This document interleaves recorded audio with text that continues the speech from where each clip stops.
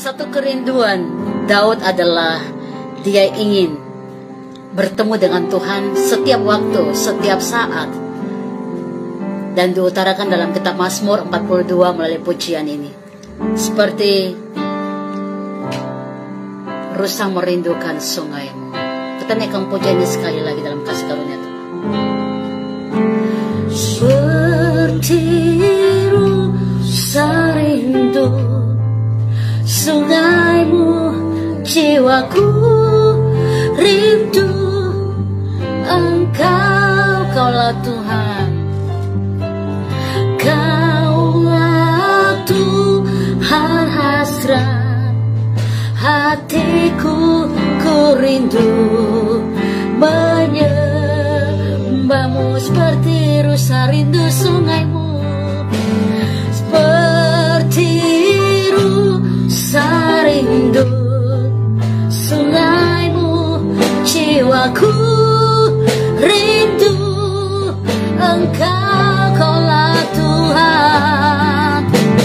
Kaulah Tuhan hasrat hatiku, hatiku ku rindu menyembahmu. Katakan Engkaulah kekuatan dan perisai. Engkau kekuatan dan perisaiku, kepadamu, kepadamu rohku berserah. Kaulah Tuhan hasrat hatiku, ku rindu menyembahmu. Come on semua, panggil, call his name. Yesus, Yesus, kau berarti bagiku. Oh, Yesus, Yesus, kau segalanya, kau segalanya. Kami panggil namamu, haleluya. Oh, Yesus,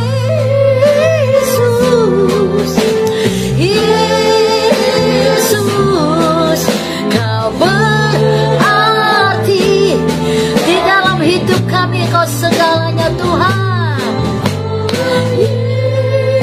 Yesus, Yesus, kau segalanya, kau segalanya bagiku, kau segalanya, kau segalanya bagiku, kau segalanya, kau segalanya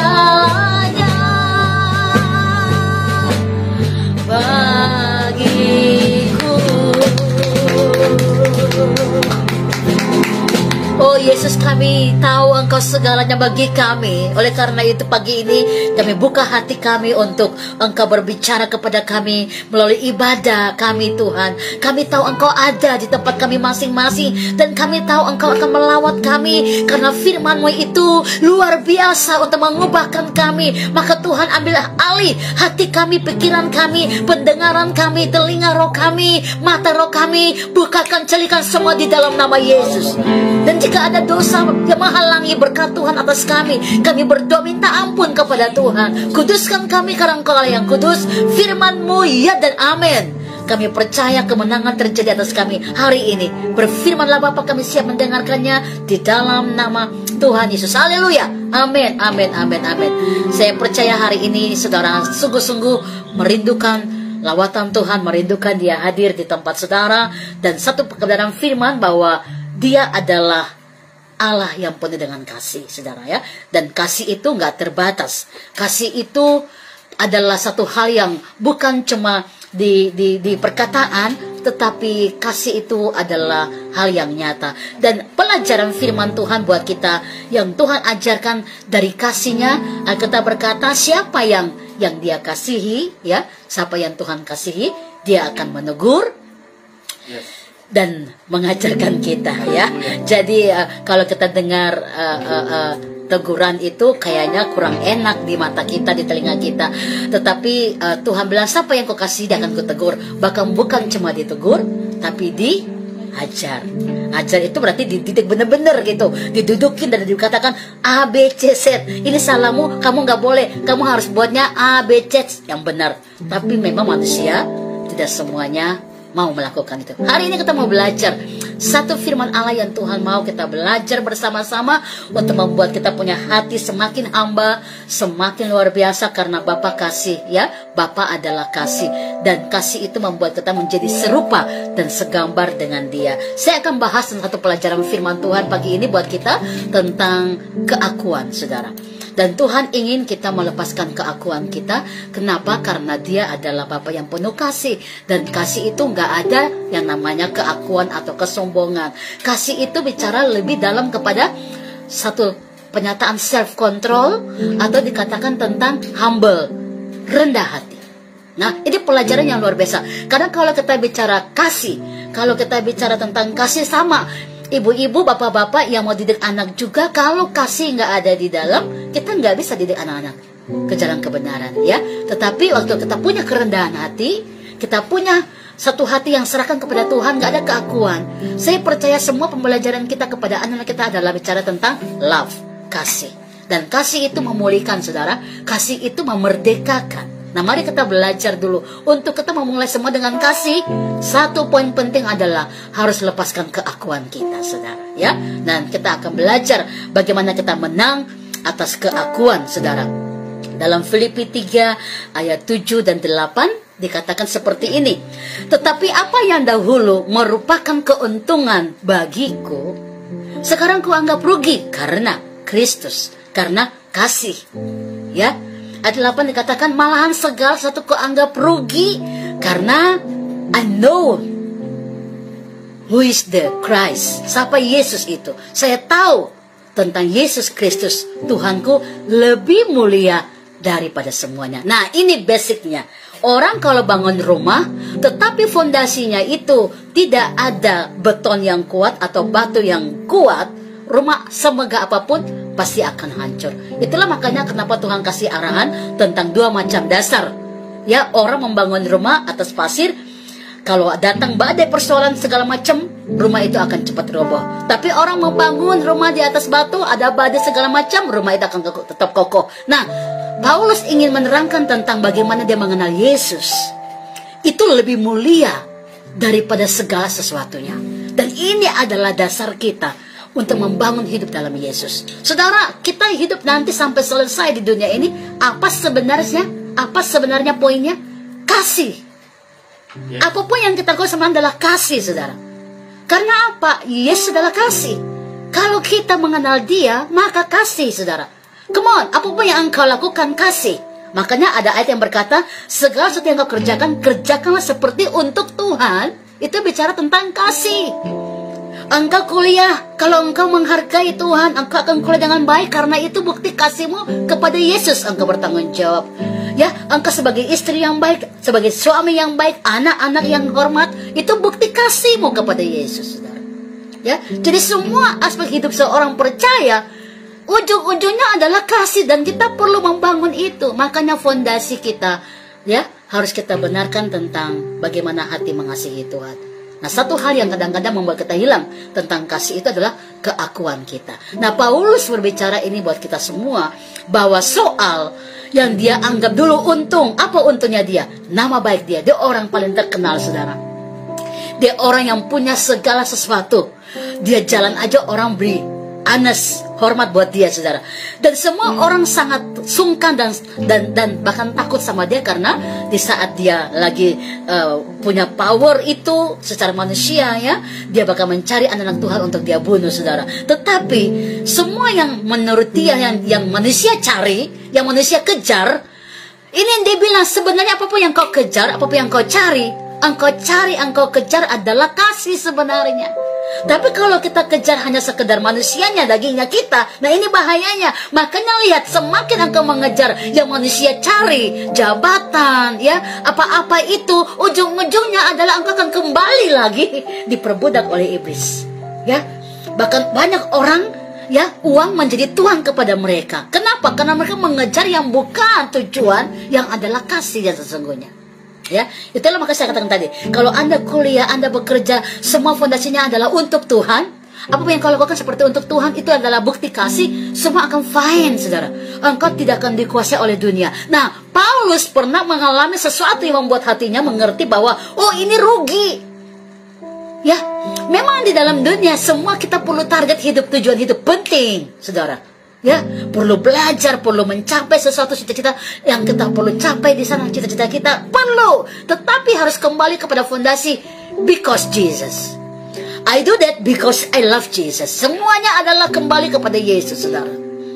So something wrong kalau engkau hanya berpikir tentang sesuatu yang ini adalah aku karena aku karena aku. Makanya Paulus berkata, dulu apa yang untung bagiku, ku anggap rugi setelah aku bertemu Yesus. Karena rupanya hidupnya aku adalah untuk Yesus. Makanya statementnya dia luar biasa, ya. Aku hidup adalah untuk Yesus, dan aku mati adalah keuntungan. Dia hidup adalah Yesus. Dan dia katakan bahwa sekarang ku anggap rugi setelah aku mengenal Yesus. Jadi orang semakin hari semakin mengenal Yesus, sebenarnya disia-sia, saudara. Ya, ada orang yang mau khotbah, ditanyain, itu siapa pendetanya, sekolahnya apa, S2, S3. Well, oke, boleh khotbah di sini. Come on, manusia melihat apa yang bukan dilihat oleh Allah. Allah mencari semua adalah kasih. Dan kalau kita melayani itu adalah kasih, saudara. Kita nggak usah perlu tanya siapa dia. Karena semua orang yang melayani, mereka yang sudah dipilih oleh Tuhan, dan mereka pun dengan kasih Kristus, ya. Nah, ini kita perlu belajar. Bagaimana kita bisa mengalami kasih Tuhan kalau kita punya keakuan begitu luar biasa, saudara. Oleh karena itu, karena Tuhan yang menguasai Paulus, dan semakin dia mengenal Yesus, apa yang terjadi? Semakin dia tidak mencari apa yang dicari oleh dunia. Nah, saya percaya semua kita yang ingin mengalami Tuhan, mengenal Tuhan, yang dunia cari, kita nggak cari. Karena kita semakin mencari apa? Kebenaran. Yes. Kalau saudara amenkan ini, selalu bilang amin. Kalau engkau diberkati, bilang amin, amin. Biar saudara dibangkitkan. Yes. Karena kadang-kadang Anda dengar begini, pikirannya lari kiri, lari kanan. Nah, iblis ambil, lalu hilang berkat, ya. Jadi kalau seorang pengkhotbah berkhotbah, Anda mau diberkati, katakan amin, amin, amin. Nah, gitu, ya. Yang mendengar di rumah juga amin, amin, amin. Supaya saudara menangkap apa yang ditangkap dan disampaikan, ya. Nah, jadi oleh karena Yesus, ya, Paulus telah melepaskan semua, dan dia menganggap semuanya sampah. Saudara, kalau bilang kata sampah berarti apa? Sesuatu yang sudah dibuang. Tetapi banyak orang Kristen, apa yang dibuang oleh Paulus itu adalah sampah. Kita masih ambil dari sampah itu. Kita akan belajar untuk hal ini, ya. Kita akan belajar. Ayat-ayat ini memperlihatkan bahwa hati Rasul Paulus sungguh-sungguh, ya, sungguh-sungguh ingin mengenal dan mengalami Tuhan secara pribadi, ya. Bahwa hakikat kekristenan itu adalah kerinduan terbesar untuk mengenal Sang Juru Selamat itu sendiri. Ya, kita sebentar lagi akan merayakan Paskah, saudara, ya, dan hari Pentakosta. Tetapi apa yang perlu kita mengenal? Apakah saudara sungguh-sungguh sudah mengenal Yesus?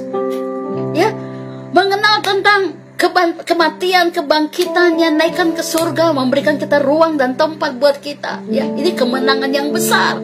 Ya, Paulus mengenal Kristus dan dia mengalami persekutuan yang akrab dengan Tuhan yang begitu erat. Makanya kalau kita lihat perjalanannya, walaupun dia di penjara nggak bisa stopkan rohnya untuk menceritakan siapa Yesus, saudara.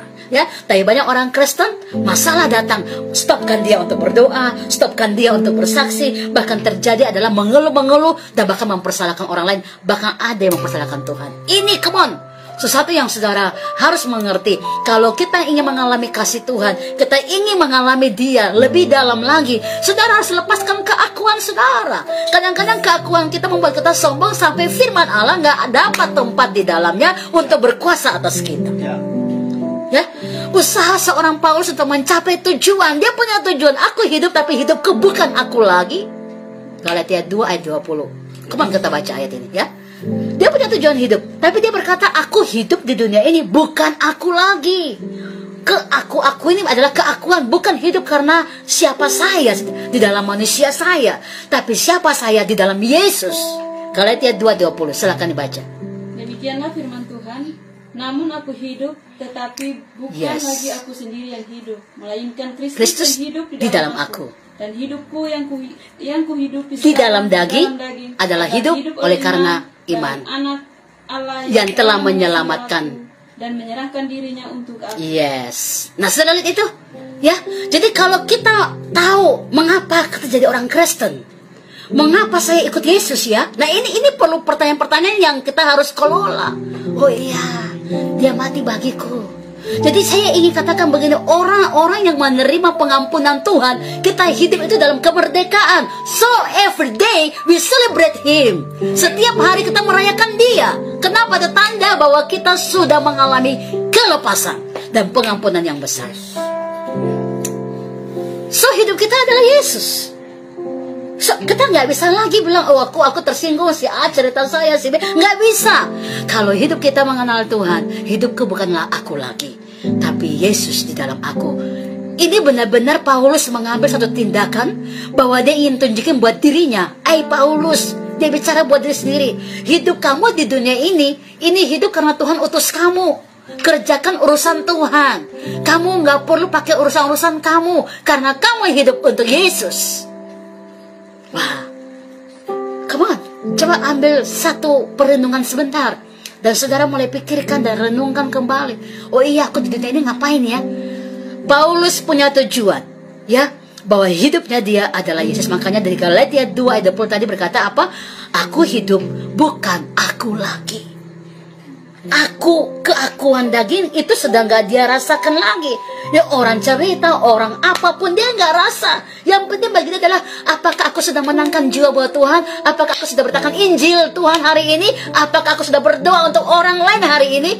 Itu yang dia lakukan, saudara. Tapi kebanyakan kita masih perasaan, dikit-dikit perasaan, rasa yang salah. Rasa yang salah. Come on. Galatia pasal 5 ayat 22-23. Kita bicara sebentar tentang, ya, buah-buah roh. Kita lihat sebentar. Haleluya. Galatia 5:22 dan 23. Haleluya. Demikian firman Tuhan. Tetapi buah roh ialah kasih, sukacita, damai sejahtera, kesabaran, kemurahan, kebaikan, kesetiaan. Ayat 23, kelemah lembutan, penguasaan diri, tidak ada hukum yang menentang hal-hal itu. Oke, mari kita lihat 9 buah roh. Sudah berapa buah roh yang Anda sudah praktekkan? Ada jemaat yang berkata 10. Cuma 9 aja. Kalau 10 berarti sama sekali belum dilakukan, ya. Nah, mari kita lihat, saudara, ya. Buah roh, satu yang pertama adalah buah roh itu kasih. Kenapa dikasih pertama, kasih nomor 1? Karena itu adalah Yesus. Dan kalau kita bicara kasih lebih banyak lagi, saudara buka dalam 1 Korintus 13 bicara tentang kasih. Kasih itu, jadi begini, Tuhan mengejar kita supaya apa? Jangan kamu membuka celah kepada urusan-urusan dunia, karena itu semua nggak benar, ya. Jadi kasih itu harus melingkupi kita. Kasih itu harus membuat kita mengalami siapa Yesus dalam hidup kita itu sendiri, ya. Itu adalah perbuatan dari kasih. Dan waktu saudara hidup dalam kasih Kristus, saudara harus melihat bahwa buah-buah roh itu adalah bagian kita, ya. Buah-buah roh itu nggak bisa digantikan dengan keadaan atau situasi apapun, tetapi kita akan tinggal di dalam buah-buah roh itu, ya. Buah roh adalah kasih, sukacita, damai sejahtera, kesabaran, kemurahan, kebaikan. Udah sabar belum? Ada orang yang bilang, Bu, aku udah sabar banget, tapi kan aku masih manusia. Sabar juga ada batasnya. Oh, come on, please. Ya, sabar itu nggak ada batas. Makanya Tuhan kasih matematika.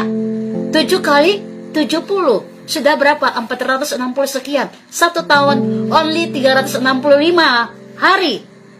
Berarti setiap hari Anda dan saya harus bicara tentang love, kasih. Nggak ada ruang untuk marah, nggak ada ruang untuk benci, nggak ada ruang untuk kepahitan, nggak ada ruang untuk iri hati. Yang masih boleh mengampuni masa lalu, pacar-pacarnya yang menyakiti harus segera melepaskan, mengampuni. Ya, sabar. Kapan? Sampai Tuhan Yesus datang kedua kali. Gak ada batasnya. Ya, makanya.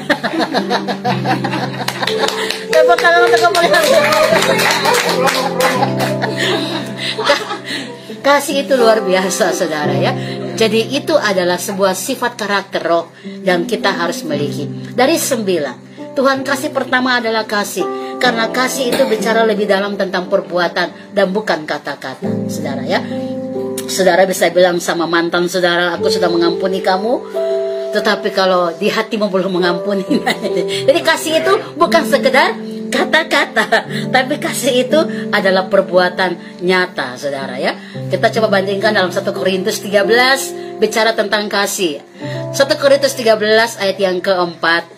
Ya, kita akan lihat sebentar. Haleluya. Firman Tuhan, kasih itu sabar, kasih itu murah hati. Yes. Ia tidak cemburu, Amen. ia tidak memegang diri dan tidak sombong. Iya. Coba lihat itu saudara ya. Yang poin pertama, kasih itu apa? Sementara boro adalah apa? Kasih, sukacita, damai sejahtera. Tapi kasih itu apa? Kasih itu dia murah hati, tidak cemburu. Ya, jadi kalau pasangan-pasangan lagi baru mau menjalin hubungan ini, ya, lagi pengenalan, ya, kemudian saling cemburu-cemburu, lalu ada pacarnya bilang, aku cemburu karena tanda aku mencintai kamu, itu salah. Ya, kasih itu nggak cemburu, saudara, ya. Karena cemburu itu tendensinya negatif, saudara, ya. Kasih nggak cemburu. Ia tidak memegahkan diri dan tidak sombong. Ayat 5, ia tidak melakukan yang tidak sopan, ya, dan tidak mencari keuntungan diri sendiri.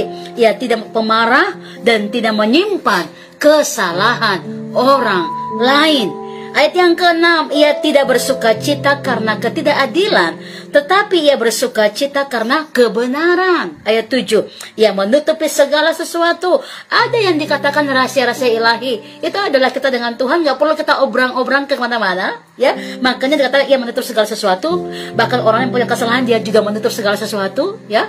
Ia percaya segala sesuatu mendatangkan kebaikan. Jadi imannya bertumbuh di situ, ya. Ia mengharapkan segala sesuatu, bahwa ada dalam pengharapan tidak pernah mengecewakan. Ya, ada harapan yang dia lakukan, ya. Sabar menanggung segala sesuatu, sabar. Orang yang penuh kasih itu sabar. Jadi satu hal yang Tuhan ajarkan bagi kita adalah bagaimana kita menghidupkan kasih itu di dalam roh kita, ya, mengenal Yesus secara pribadi. Ya, supaya kita melepaskan segala keakuan kita. Pengenalan akan Tuhan meliputi apa? Satu, praktek firman. Jadi saudara baca, saudara praktekkan firman.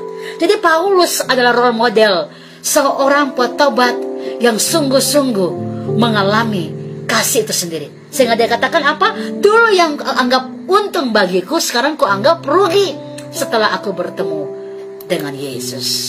Ya, kita baca sebentar. Masih di Filipi 3 tadi, ayat yang ke-9 sekarang. Filipi 3 ayat yang ke-9. Demikianlah firman Tuhan, dan berada dalam Dia bukan dengan kebenaranku sendiri karena menaati hukum Taurat, melainkan dengan kebenaran karena kepercayaan kepada Kristus, yaitu kebenaran yang Allah anugerahkan berdasarkan kepercayaan.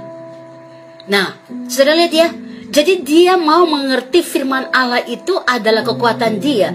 Kadang-kadang orang mau baca firman itu menurut dia sendiri. Lalu dia bilang, ini ayat ini cocok banget untuk dia itu. Dia mesti baca. Lalu saudara kirimkan ayatnya. Baca ya ayat ini ya. Come on. Jadi nggak ada. Jadi semua memberi berkat firman yang ya dan amin. Tapi ada banyak orang yang salah menggunakan firman. Ya.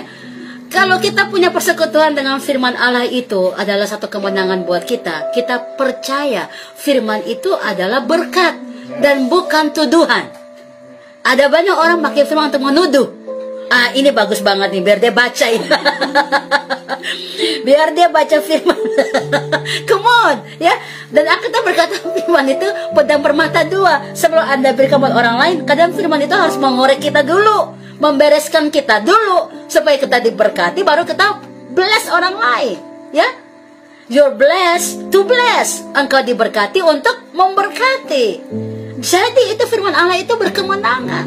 Jadi kalau saudara yang sampai hari ini masih suka-suka cari ayat, saya mau cari ayat ini yang untuk orang yang yang suka menegur saya, yang suka marah saya kasih ayat. Jangan berbuat salah, jangan marah. Come on, firman Allah itu adalah kemenangan dan kekuatan. Gak boleh salah menggunakannya ya. Apalagi kalau ada musuh saudara jatuh, saudara langsung kasih ayat. Makanya jangan hamba-hamba yang durapi, jangan. Come on. Haleluya. Ya, kita hormati firman adalah Yesus Tuhan. Dia datang untuk pulihkan kita. Bukan dia datang untuk menyalahkan kita, saudara. Tapi kasihnya itu memenuhi kita, ya. Haleluya. Jadi oleh karena itu apa yang kita harus lakukan? Seperti seorang Paulus berada di dalam Tuhan bukan karena pikirannya sendiri. Ini luar biasa. Tetapi dia mau mengenal Tuhan secara pribadi karena firman itu mengambil tempat di dalam ruang hatinya. Ya, makanya Tuhan kasih contoh 4 karakter orang yang mendengarkan firman, ya kan? Yang mendengarkan firman, ya, benih seperti itu adalah firman, ya. Waktu dibagikan dan jatuh ke batu-batu, maka benih itu hancur. Batu-batu kan bicara tentang orang yang datang dengan hati yang keras. Benih jatuh ke dalam ilalang-ilalang, orang yang datang ke gereja dengan firman tapi juga membawa masalah-masalah. Firmannya nggak bertumbuh. Ilalang-ilalang masalah-masalah menutup firman itu. Dan ada juga orang yang dengan firman masuk di kanan keluar kiri nggak tahu apa yang dibahas. Dan kadang-kadang kalau hamba Tuhan lucu, apa firmannya? Pokoknya lucu sekali, lucu sekali. Yang diingat adalah lucunya, saudara, bukan firmannya. Itu yang jatuh di pasir, datang dan pergi. Datanglah iblis dan mengambil. Tapi yang keempat, firman Tuhan ditabur, jatuh di tanah hati yang subur. Anda siap, Anda haus. Setiap kali mendengar firman, Anda haus dan lapar. Datang sama Tuhan. Datang, firman itu bertumbuh dan membuat Anda berakar, berbuah, dan berdampak untuk kemuliaan Tuhan. Paulus mengerti, Paulus menyadari hidupnya adalah untuk mengenal Dia, bukan secara pemikirannya sendiri. Tapi dia mengizinkan firman Allah mengambil alih untuk membuat dia berubah. Filipi 1 ayat 10 sampai dengan ayat 11. Kita baca firman Tuhan ini. Haleluya. Filipi 1 ayat 10 sampai 11. Filipi pasal 1 ayat 10. Demikian firman Tuhan, sehingga kamu dapat memilih apa yang baik, supaya kamu suci dan tak bercacat menjelang hari Kristus. Ayat 11. Penuh dengan buah kebenaran yang dikerjakan oleh Yesus Kristus untuk memuliakan dan memuji Allah. Amin. Jadi lihat, Paulus benar-benar di setiap surat-suratnya dia sedang berbicara bahwa dia mengenal Tuhan bukan karena apa pemahamannya sendiri, tapi dia mengenal Tuhan karena firman Allah itu dia memberi ruang untuk mari masuk ke dalam aku, berkuasa atas aku, pulihkan keadaan. Kalau saudara dengan firman Tuhan engkau selalu mengamalkan seperti itu, maka saya percaya setiap hari ada perubahan yang terjadi. Karena apa? Engkau berkata, Tuhan mari masuk, ambil alih, buat aku berubah. Dan firman Allah bekerja dalam saudara.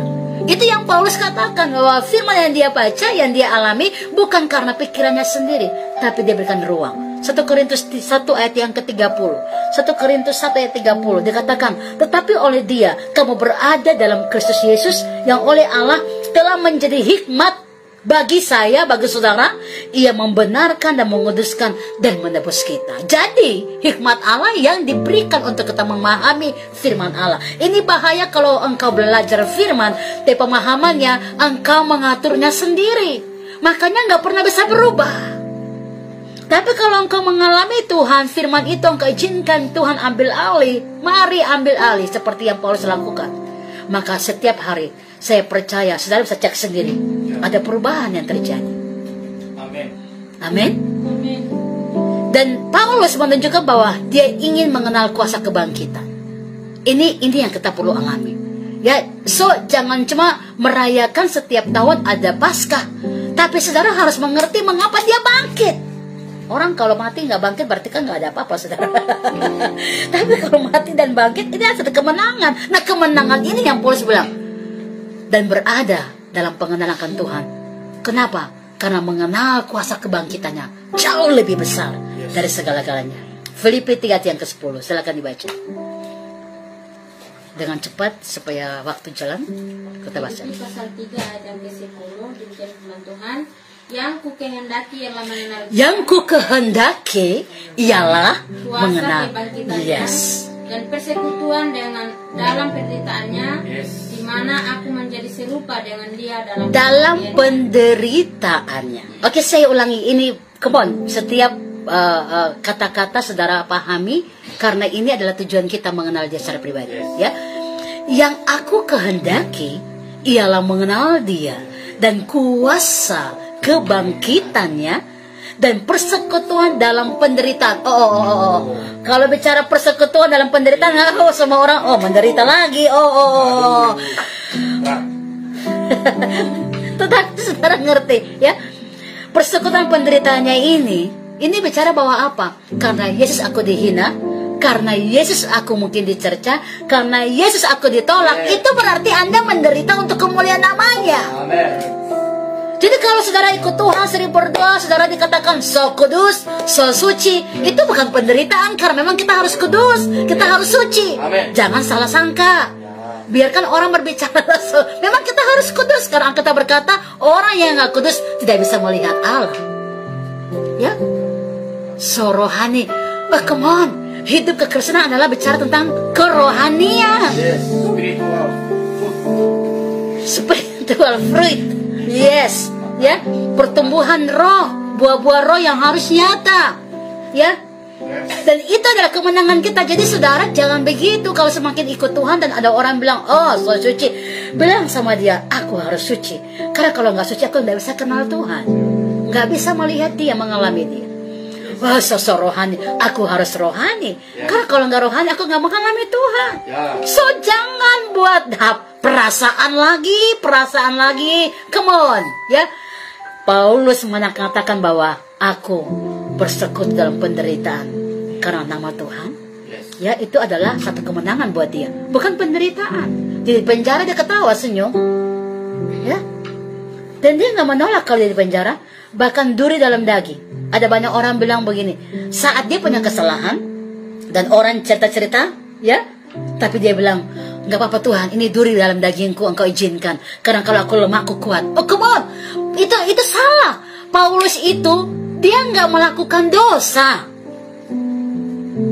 Duri dalam daging itu bukan karena dia buat dosa, saudara. Tapi banyak orang kan salah paham firman Tuhan itu. Ya, saat dia sudah salah bukan selesaikan, dari waktu orang mulai bicarakan banyak-banyak hal, dia bukan minta ampun, malah dia bilang nggak apa-apa, ini adalah kelemahanku. Kalau aku lemah aku akan kuat.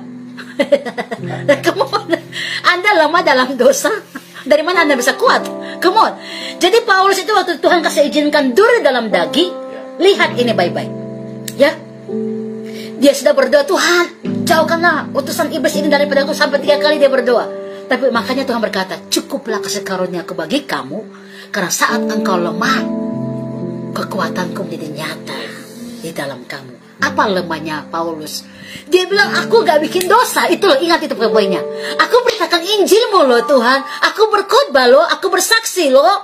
Tuhan, aku ini siapa? Gitu loh maksudnya. Karena namamu. Itu ya maksudnya manusia dia lemah. Gak punya kekuatan untuk membela diri maksudnya gitu loh.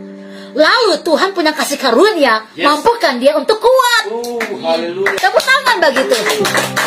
Makanya dia berkata, aku lebih suka kalau dalam penderitaan, dalam cercaan, dalam aniaya, karena Yesus. Karena di saat aku nggak kuat, kekuatan roh Allah mampukan aku untuk terus maju. Amen. Itu poinnya, saudara. Haleluya. Jadi Paulus itu role model karakter roh yang luar biasa. Tuhan mau kita belajar dari situ, karena dia menunjukkan sifat kasih di mana dia mengasihi Tuhan dengan segenap hatinya. Dan saudara harus mengenal dia seperti itu, saudara.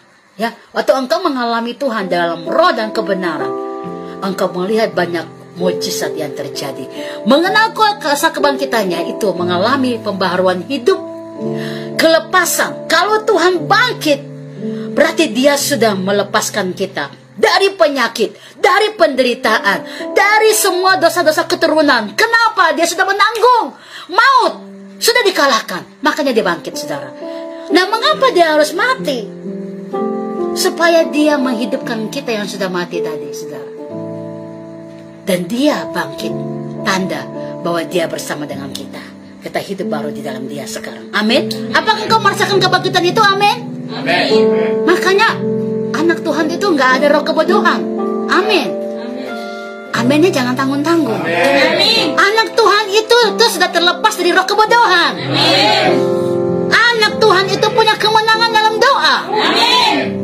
Jadi waktu Anda berkata, aku tidak bisa melayani karena sakit, Anda perlu mengalami kebangkitan Tuhan. Karena kebangkitan Allah itu sudah menyembuhkan Anda. Amin. Amin. Ada kuasa penyembuhan. Kebangkitannya sangat efektif dalam roh kita. Karena banyak sekali perbuatan yang terjadi oleh karena kuasanya dalam diri kita. Saudara sakit, obat sudah banyak Anda beli dengan mahal. Obat tidak bisa berikan kesembuhan. Tapi karena Anda hidup dalam kebangkitannya, kuasa doamu menyembuhkan Anda. Ini yang saya katakan bahwa saudara dan saya harus mengalami efektivitas kebesaran kuasa roh Allah di dalam saudara. Ya, yang kita harus buang sampah-sampah yang dibuang oleh Paulus jangan diambil lagi. Yang pertama adalah apa? Ya, self-righteousness, artinya kebenaran diri sendiri.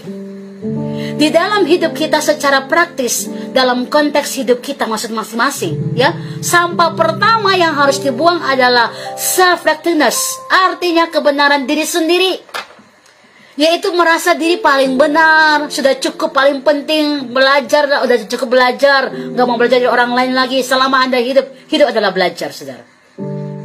Ya.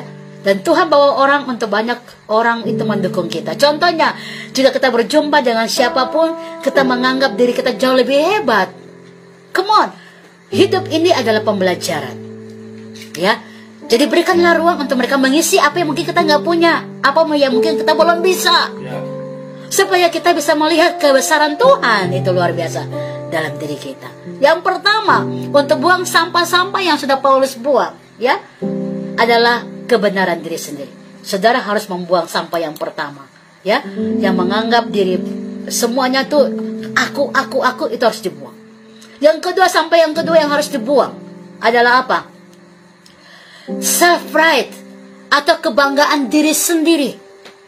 Ya, Paulus menceritakan kesuksesan dirinya, sukses betul-betul dia, yang berasal dari keturunan Yahudi asli, ya, yang memiliki berbagai privilege dengan ras yang benar-benar yang sangat dihormati, ya, keturunan orang yang sangat ditakuti, disegani, pendidikan tertinggi, ya, karena dia adalah apa? Kepala dari pasukan-pasukan, saudara, ya. Karirnya semakin melonjak, kekayaannya semakin luar biasa, ya. Segala achievement-nya dia itu dia tahu bahwa semua adalah dia sudah mendapatkannya. Filipi 3 ayat 5 dan 6. Silakan dibaca ini, saudara. Filipi 3 5 dan 6. Yang perlu dibuang sampah kedua adalah self pride atau kebanggaan diri sendiri. Filipi 3 5 dan 6. Demikian firman Tuhan. Disunat pada hari ke-8 dari bangsa Israel, dari suku Benyamin, orang Ibrani asli, tentang pendirian terhadap hukum Taurat, aku orang Farisi. Tentang kegiatan aku penganiaya jemaat, tentang kebenaran dalam mentaati hukum Taurat, aku tidak bercacat. Saudara lihat ya, dia memperkenalkan bahwa dalam semua yang dunia cari, dia nggak bercacat. Dia melakukan semua dengan luar biasa. Ya, makanya itu kebanggaan dirinya dia. Lalu dia berkatakan tadi di ayat pertama yang kita baca, apa yang dulu keuntungan bagiku, bangga bagiku, itu sekarang kuanggap rugi, sampah.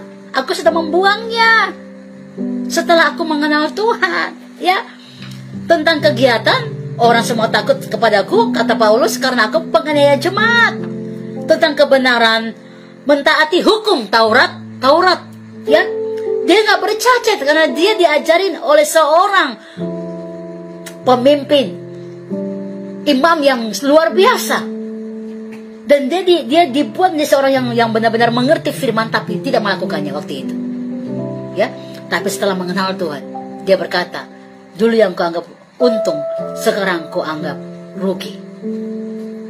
Dia membuang sampah yang kedua adalah kebanggaan diri, ya. Itu semua dahulu sudah dia miliki, saudara. Sekarang saat berkontroversi dengan semua kehidupan orang-orang Yahudi Yunani yang ingin mencelakai dia berkata, Jangan bangkitkan itu lagi deh. Itu udah dulu. Sekarang hidupkan adalah Yesus. Ya, ini luar biasa saudara. Ya, Paulus mengatakan semua itu adalah sampah. Kita mungkin seringkali mengalami berbagai kesulitan menghadapi tantangan dan kita ingin mengejar sesuatu yang orang bilang harus dikejar. Tapi saya bilang, kalau engkau mengenal dan mengejar Yesus, itu lebih berarti dan engkau akan memahami bahwa kebanggaanmu yang sesungguhnya adalah bukan diri sendiri, tetapi Yesus dalam hidup saudara. Ya, saya mau kasih perbedaan antara uang, ya, karena kita berkata jangan menjadi hamba uang. Itu ayat yang Tuhan tahu bahwa kadang-kadang uang bisa menjadi tuan bagi semua orang kalau dia tidak melakukan yang namanya self control, kehidupan yang takut akan Tuhan, ya. Jadi kalau uang itu mungkin dapat bisa beli kasur yang empuk, tapi nggak bisa membuat tidur nyenyak, saudara. Kalau Anda punya banyak masalah, nggak bisa kasur empuk buat Anda tidur nyenyak, saudara. Ya, uang mungkin bisa beli rumah yang mewah, tapi nggak bisa membeli kedamaian dan ketenangan dalam rumah itu. Ya, uang bisa beli obat, tapi uang nggak bisa beli kesembuhan. Ya, uang bisa mungkin beli jabatan, kedudukan, tapi uang nggak bisa beli promosi, karena promosi from God datangnya, saudara. Ya, uang mungkin bisa beli tempat wisata, kemanapun kita pergi dengan uang kita bisa berwisata, tapi uang nggak bisa berikan kita apa? Kesenangan atau happy ending. Bahagia itu bukan sederhana, tapi bahagia itu karena Anda dalam Yesus. Wisata, kadang banyak orang, aku stres, mau wisata dulu ya. Oh, kasih uang banyak wisata, pulang, apakah stresnya hilang? Tidak, saudara. Ya, jadi uang nggak bisa memberikan Anda kelepasan dan kemenangan.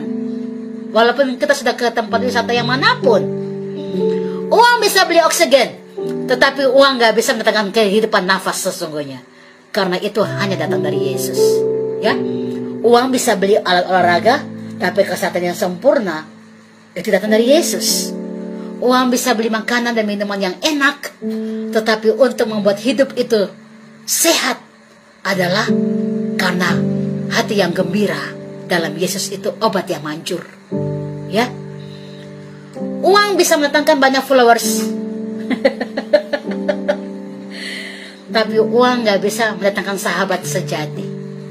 Hanya Yesus sahabat sejati kita dengan orang-orang yang dia bawa kepada kita, saudara. Ya, uang bisa beli handphone, komunikasi sampai ke seluruh dunia, semua bisa.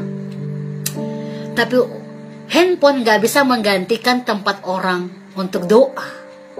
Doa adalah doa. Doa bisa menembus segala macam ruang dan waktu dan keadaan negara manapun. Doa bisa menembus. Amen. Anda bisa kirim SMS, Anda bisa kirim apa-apa, tapi tidak selamanya handphone adalah hal yang membawa Anda untuk menembus sebuah mujizat. Hanya doa yang bisa datangkan mujizat buat saudara. Jadi jangan menjadi hamba dari uang, tapi engkau harus menjadi tuan terhadap uang tersebut, supaya engkau bisa dengan hikmat. Karena Alkitab juga berkata, jangan belanjakan uangmu kepada hal-hal yang bukan makan dan minum. Jadi Tuhan ingin menunjukkan bagaimana kita bisa belajar untuk belajar mengerti bahwa uang itu adalah sesuatu yang dangerous buat kita kalau kita nggak bisa menguasai diri kita. Makanya Tuhan katakan begini perbandingannya, jangan kamu khawatir soal makan dan minum, karena aku pelihara itu bicara begini, bahwa jangan taruh harap dengan uang. Aku tahu engkau manusia yang paling mulia, engkau akan mendapatkan segala sesuatu karena aku sudah memberikan kepadamu. Jadi mari, semua kebanggaan yang kita cari secara duniawi itu kita perlu taklukkan, karena kita harus taruh kepada kepercayaan bahwa hidup ini Tuhan yang mengaturnya, Tuhan yang mendatangkan segala berkat kepada kita untuk kemuliaan namanya. Ya. Sampai yang ketiga adalah self-interest. Paulus menyatakan bahwa fakta menyedihkan di dalam pelayanan adalah banyak orang mengaku hamba Tuhan just seeking their own interest, saudara. Ya, tidak banyak yang mencari kepentingan Yesus, hanya mencari apa? Kepentingan diri sendiri. Ya, Paulus begitu prihatin dengan melihat banyak orang yang berkata hamba Tuhan, tapi mereka hanya mementingkan perut mereka sendiri. Mereka melayani untuk perut mereka. Oh my God, saya mau ngomong ini terang-terangan karena ini firman Allah. Semua orang mencari kepentingannya sendiri. Banyak orang memakai segala macam cara yang menarik untuk dia bisa mendapatkan nama, mendapatkan sesuatu. Padahal kita sudah bilang nama baik itu adalah dari Tuhan, saudara. Ya, kita mau belajar untuk mengerti apapun yang Anda cari dalam dunia ini adalah cuma satu: Yesus dimuliakan. Kalau aku buat ini, apakah Yesus dimuliakan? Kalau aku buat ini, apakah Yesus dimuliakan? Cuma itu aja. Kita cari tahu, saudara. Ya, makanya Paulus berkata, kalaupun aku dipenjara oleh karena nama Tuhan adalah kasih karunia. Karena dia mengerti sesuatu yang dia lakukan adalah bukan mencari kepentingan dirinya sendiri, tetapi only by grace dia ada untuk kemuliaan nama Tuhan. Filipi 3 yang ke-10, kita baca ayat ini, saudara. Ayat yang terakhir buat kita merenungkan firman Tuhan, bahwa saat kita mencari Tuhan dan ingin mengalami kasih-Nya, kita harus membuang semua keakuan kita. Filipi 3 yang ke-10. Demikian firman Tuhan, yang kukehendaki ialah mengenal Dia dan kuasa kebangkitannya dan persekutuan dalam penderitaannya, di mana aku menjadi serupa dengan Dia dalam kematiannya. Di mana aku menjadi serupa di dalam Dia oleh kematiannya. Waktu Yesus mati, Dia menggantikan semua kehidupan kita itu untuk kita mengalami Dia dalam kebangkitannya Dia. Dan oleh karena itu, yang Dia lakukan adalah apa? Dia berlari, mengejar apa yang perlu dikejar, panggilan surgawi yang Dia kejar. Mari kita baca ayat ini. Ayat 13. Saudara-saudara, aku sendiri tidak menganggap bahwa aku telah menangkapnya, tetapi ini yang kulakukan. Aku melupakan apa yang telah di belakangku dan mengarahkan diri kepada apa yang di hadapanku dan berlari-lari kepada tujuan untuk memperoleh hadiah, yaitu panggilan surgawi dari Allah dalam Kristus Yesus. Hari ini, kalau saudara ingin melihat hidupmu adalah sebuah suratan yang terbuka bagi semua orang, yang dapat dibaca dan orang dapat ikuti dan mengenal siapa Tuhanmu, pertama-tama adalah tunjukin bukti kasih-Nya, bahwa engkau sudah menghancurkan semua keakuanmu, ya, engkau membuang semua keakuanmu, dan engkau memberikan hatimu kepada Tuhan sebagai Allah Tuhan di akhir zaman. Mari ambil komitmen, ambil doa-doa yang meminta Tuhan kemurahan-Nya menghidupkan Anda kembali, memulihkan keadaan Anda kembali. Seberapapun pesan roh yang Anda dapat dalam firman Tuhan ini, mari minta Tuhan Yesus ambil alih, ambil alih, ambil. Oleh karena kemurahan Tuhanku ada sampai hari ini, kita naikkan pujian ini sambil kita membawa diri kita kepada Tuhan. Haleluya, Jesus. Thank you Jesus, thank you Lord. Terima kasih Tuhan. Oleh karena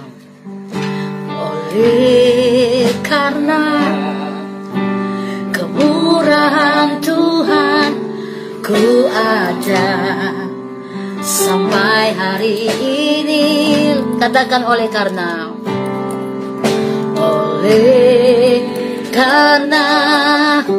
kebaikan Tuhan, janji-Mu terjadi bagiku. Oleh karena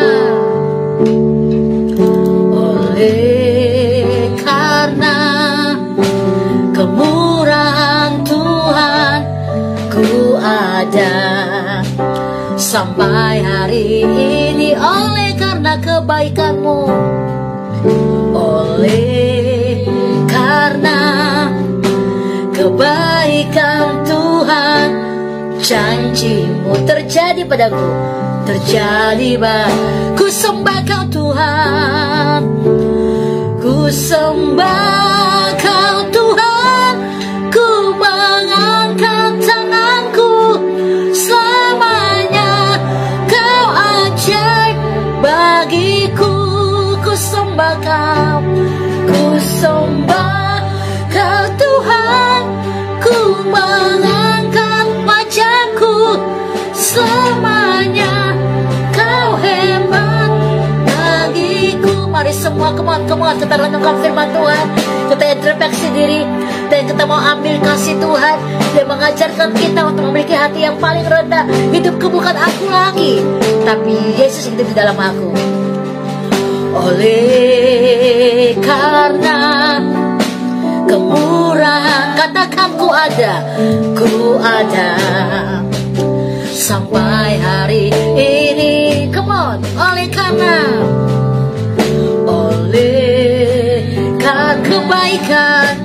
kebaikan janjimu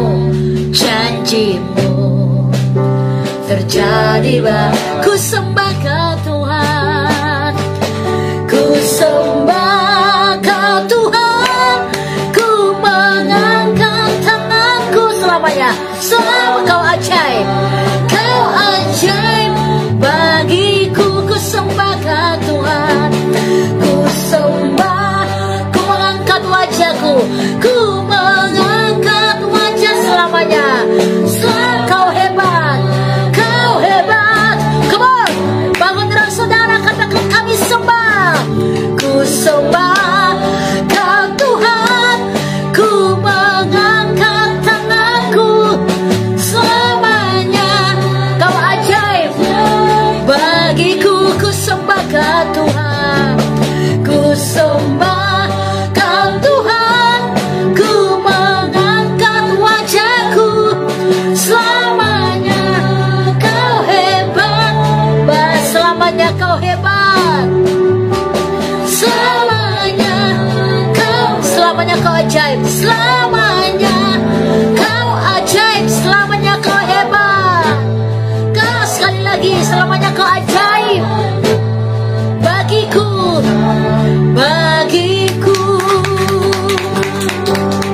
Yes, mari semua angkat tangan dan saya akan berdoa saudara. Haleluya. Terima kasih karena kasih-Mu menjadi nyata buat kami. Dan biarlah Bapa di dalam kami kasih-Mu terpancar. Terima kasih karena Engkau membuang semua sampah-sampah dalam hidup kami yang mengganggu kami, supaya kami mengenal Engkau lebih dalam lagi.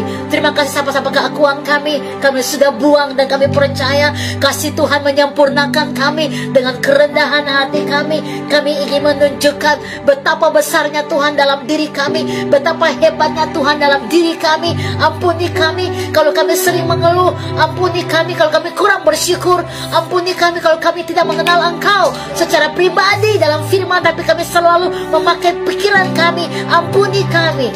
Hari ini kami berdoa, bila kami mengenal Engkau secara pribadi Tuhan, hidupku bukan aku lagi, tetapi Engkau di dalam aku. Seperti Galatia 2 ayat 20, kami percaya bahwa kami juga menyatakan hal yang sama. Ambil alih hidup kami, dan buatlah kami semakin mengenal Engkau secara pribadi. Bukan dari kata orang kami mengenal Engkau, tapi kami mengalami Engkau sendiri. Ada hal-hal yang Kau izinkan kami terproses. Terima kasih untuk semua proses yang kami miliki, yang kami harus lewati untuk memurnikan kami. Dan kami persembahkan ini hati kami kepada Engkau. Ambil alih Tuhan, ini seluruh hidup kami buat Engkau. Ambil alih, ini seluruh jiwa raga kami. Ambil alih, ini pikiran kami. Ambil alih, kami persembahkan di atas mezbah Tuhan sebagai persembahan yang hidup, yang kudus, yang berkenan. Tuhan terimalah kami, dan Tuhan berkatilah kami di dalam nama Yesus. Firman Allah yang hidup, yang penuh kasih karunia itu, kami tinggal di dalamnya dan memuliakan Engkau. Semua yang diberkati katakan haleluya. Amen. God bless you all. Haleluya.